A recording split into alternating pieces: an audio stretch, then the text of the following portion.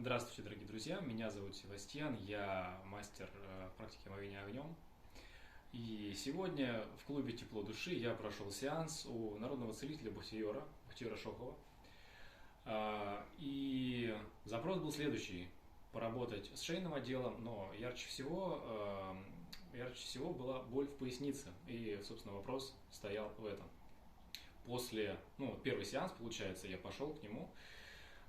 Буквально после 5 минут работы уже пошли первые ощущения, пошла энергия по позвоночнику, даже бесконтактно ощущение было такое, будто бы позвонки вот вокруг своей оси просто крутятся. Легкая боль, легкий дискомфорт, но потом, через эту самую боль, этот дискомфорт ушел в рекордно быстрое время. И сейчас я чувствую себя прекрасно, поясница не болит, что радует, потому что болела она неделю с небольшим.